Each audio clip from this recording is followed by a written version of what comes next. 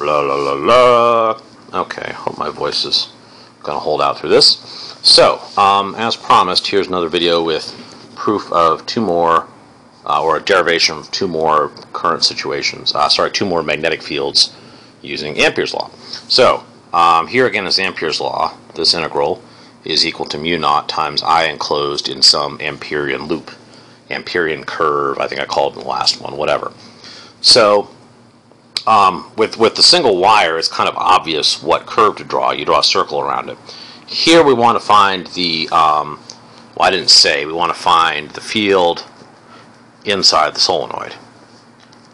And a solenoid, if you don't know what a solenoid is, look it up in the textbook, but it's basically a big spiral, so I'll draw one here.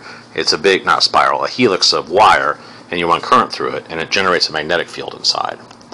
And in fact, you can show that it's a uniform magnetic field inside. So, what we need to do, though, is first, we need to define our Amperian curve.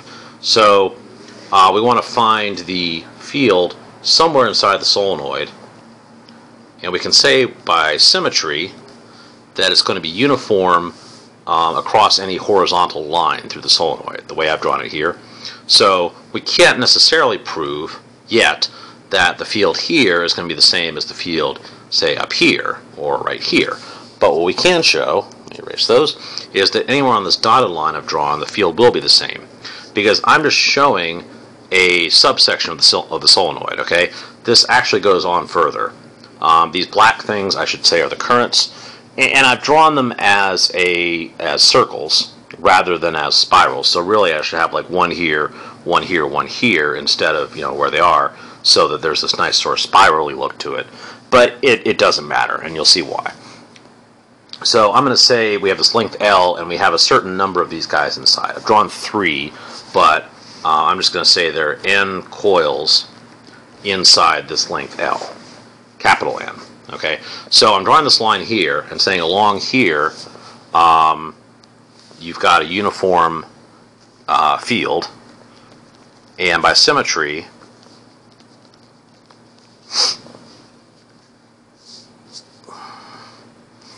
on this thing, in fact, I'm going to call this section 1 of our curve on 1, and by symmetry you know that has to go horizontally.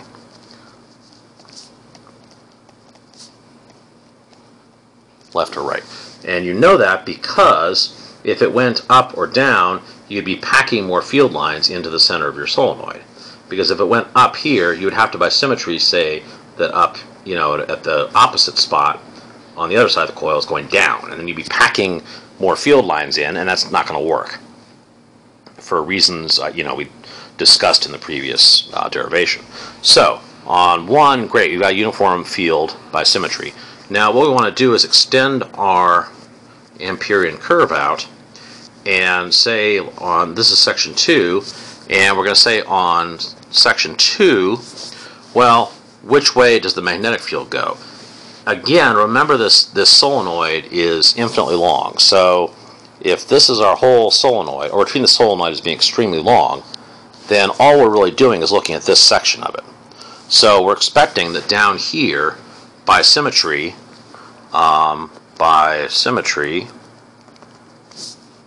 B goes left or right on curve 2. Therefore, the integral of B dot ds on, actually, hold on, sorry, B dot ds, so that's this, actually no, you don't do the circle unless you're doing a closed loop, but the integral of B dot ds on number 2, and that's how you write that, has to be 0. And in fact, I'm going to go ahead and draw side 4 of our Amperian curve over here. I think it's not much of a surprise that we're going to have a rectangle. We have 3 sides. And that's also going to equal 0. So I'm just going to say here dot ds. Same logic for 2 and for 4. And so finally that leaves 3. And we're going to say number 3 is very far away. 3 is very, very far away. Which means that then B equals 0 on number 3. So that also means that the integral of b dot ds on 3 equals 0. This is horribly cramped, I know, but the point here is, and I'm about to erase some of this to make more space, that 2, 3, and 4 all have an integral b dot ds equal to 0. So on our, for our statement of Ampere's law here, I'm going to now say, since we know that the integral is 0 on, let's see, I'm be inside the solenoid, I'm going to say now we know that, come on, give me my thing, there we go. Well, let's go with, green, why not? So this side is going to be 0, this side is 0, this side is 0, and then for this side we've got a uniform magnetic field pointing horizontally on this side, and that's equal to B, and then the length of this side is L. So no matter what ds vector we take, well actually, the sensible ds vector to take is one that goes from here to here, and this ds vector has a magnitude of L. It points the same direction as the magnetic field here, so this is BL. So here, this term here, this left-hand side, is going to be equal to B times L. Okay, where, whoops, come on, okay, yeah, I know, where B is the field inside. Field on section 1. Okay, and so BL must be equal to mu naught times the total, let's see, sorry, my equal signs look ugly, equals mu naught times the total current enclosed in this loop. Well, as I said, I've drawn 3 loops inside the Amperian, box here, or our Amperian curve. I've drawn 3 of these things, but we said really there were n. So it could be 3, it could be 4, it could be 5, whatever. So the number or the total amount of current, since each one has a current of I, remember we've got I going through this spiral, is going to be mu naught times n times I. Okay? So the way this works now, let's see, how do we get this? All right, then we go, oh come on, seriously. All right, so then we go, we want to solve for the field inside the solenoid at this point. So we go B equals mu naught capital N over L times I. And I've done this capital N over L for a reason, which is, thank you, okay, which is that's actually the density of coils in the whole thing. So, ooh, what's it called? Red. Okay, so we're going to define that as lowercase n is the coil density. No, stop it! Okay, lowercase n is the coil density, and that is capital N over L. And then what we get is B equals mu naught times lowercase n times I. And this is what Mr. Forbes loves to say, inside every solenoid lives a bunny. B mu naught Ni, bunny. Important difference, or not a difference, but important thing to remember here, lowercase n is the coil density. Okay, so this is coil density, and it is expressed in coils per unit length, and whereas capital N is a number of coils. It could be the total number of coils in the solenoid. In fact, if we give you the whole length and the total number of coils, you calculate lowercase n, and then you can use that. But you don't use uppercase n in this, you lose lowercase n. Okay, so the last one, and this is actually really easy, is a toroid. So for a toroid, it's like a solenoid, except it's been bent into the shape of a donut. So here's your toroid, and then the wires, I'm going to draw the wires in green, the wires actually spiral around it,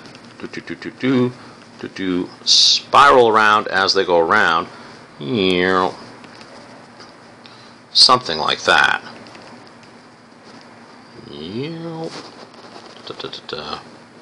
Well, what am I doing wrong here? Right, something like that, okay? So the point is the wires spiral around it as it goes around the donut shape of the toroid. And this actually, this ends up having virtually no magnetic field outside the toroid. In fact, if you construct it a special way, there is literally no magnetic field. But and so we assume this is all source symmetric. And so what we want to find is what is the total, find the magnetic field inside the toroid at position R from the center.